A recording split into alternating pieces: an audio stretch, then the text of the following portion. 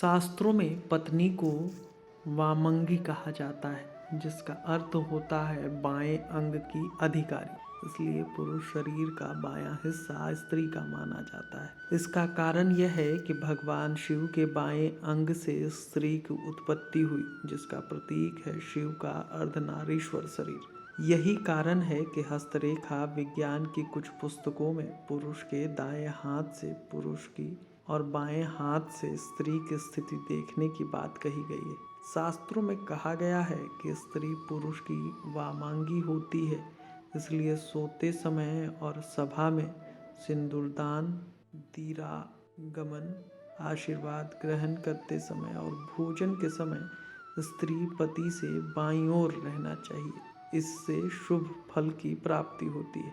वामंगी होने के बावजूद भी कई कामों में स्त्री को दाईं ओर रहने की बात शास्त्र कहता है। शास्त्रों में बताया गया है कि कन्यादान, विवाह, यज्ञ कर्म, जात कर्म, नामकरण और अन्य प्राशन से पत्नी को पति के दाईं ओर बैठना चाहिए।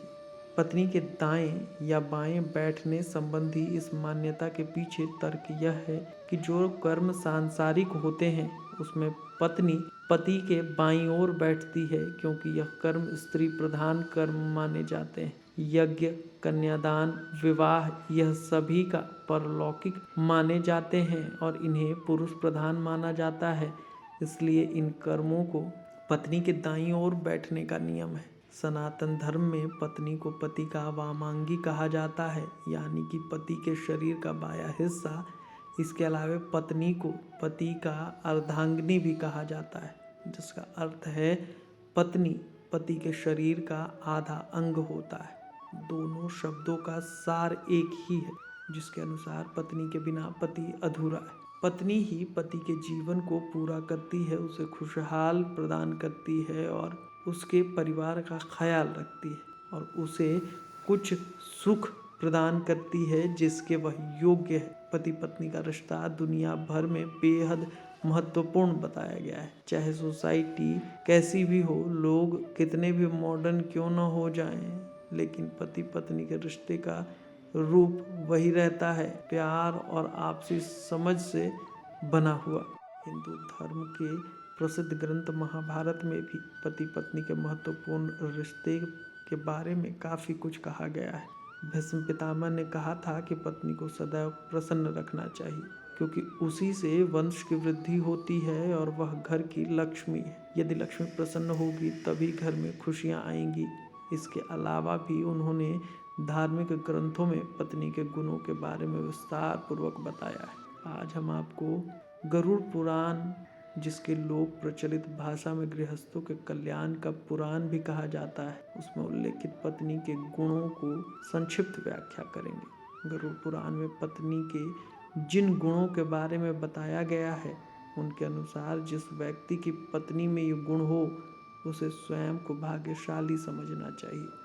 कहते हैं कि पत्नी के सुख के मामले में देवराज इंद्र अति भाग्यशाली हैं। इसलिए गरुड़ पुराण के तथ्य यही कहते हैं। सा भार्या या गृहे दक्षा, सा भार्या या प्रियंवदा, सा भार्या या प्रतिप्राणा, सा भार्या या पतिव्रता। गरुड़ पुराण में पत्नी के गुणों को समझने वाला एक श्लोक मिलता है, यानी जो पत्नी गृह कार्य में दक्ष है, जो प्रियवादिनी है, जिसके पति ही प्राण है, जो पति परायण है, वास्तव में वही पत्नी है। गृह कार्य में दक्षता से तात्पर्य है कि वह पत्नी जो घर के कामकाज संभालने वाली हो, घर के सदस्यों का आदर सम्मान करती हो, बड़े से लेकर छोटों का ख्याल करती हो। जो पत्नी घर के सभी कार्य जैसे भोजन बनाना, साफ सफाई करना, घर को सजाना, कपड़े बर्तन आदि साफ करना, यह कार्य करती है, वह गुणी पति कहलाती है। इसके अलावा बच्चों की जिम्मेदारी ठीक से निभाना, घर आए अतिथियों का मान सम्मान करना, कम संसाधनों में भी गृहस्थी को अच्छे से चलाने वाली पत्नी गरुड़ पुराण के अनुसार गुणी कहलाती है। ऐसी पत्नी हमेशा ही अपने पति की प्रिय होती है। प्रियवादिनी से तात्पर्य है मीठा बोलने वाली पत्नी। आज के ज़माने में जहाँ स्वतंत्र स्वभाव और तेज तरार बोलने वाली पत्नियां भी हैं, नहीं जानती कि किस समय किस बात पर बात करनी है। इसलिए गरुड़ पुराण में दिए गए निर्देशों के अनुसार अपने पति से सदैव संयमित भाषा में बात करनी चाहिए। धीरे धीरे प्रेम पूर्वक बोलने वाली पत्नी ही गुण पत्नी कहलाती है। पत्नी द्वारा इस प्रकार की बात करने पर पति भी उसकी बात को ध्यान से सुनता है। वह उनके इच्छाओं को पूरा करने की कोशिश करता है, परंतु केवल पति ही नहीं, घर के सभी सदस्यों या फिर परिवार के जुड़े हुए सभी लोग संयम से बात करने वाली स्त्री को एक गुणी स्त्री कहते हैं। ऐसी स्त्री जिस घर में हो वहाँ कलह, दुर्भाग्य कभी नहीं आता। पति परायणा यानी पति की हर बात मानने वाली पत्नी भी गरुड़ पुराण के अनुसार एक गुणी पत्नी होती है। जो पत्नी अपने पति को ही सब कुछ मानती हो, उसे देवता के समान मानती हो तथा कभी भी अपने पति के बारे में बुरा न सोचती हो, वह गुणी पत्नी है। विवाह के बाद एक स्त्री न केवल एक पुरुष की पत्नी बनकर नए घर में प्रवेश करती है, वरन वह उस नए घर की बहू भी कहलाती है। उस घर के लोगों और संस्कारों से उसका गहरा रिश्ता बन जाता है।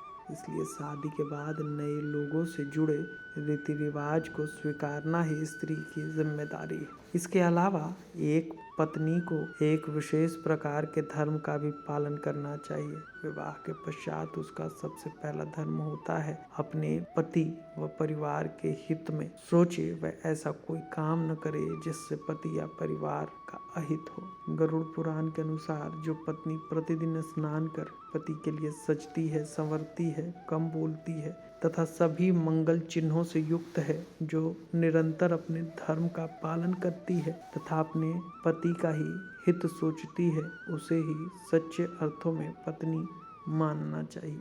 जिसकी पत्नी में यह गुण हो, उसे स्वयं देवराज इंद्र ही समझना चाहिए।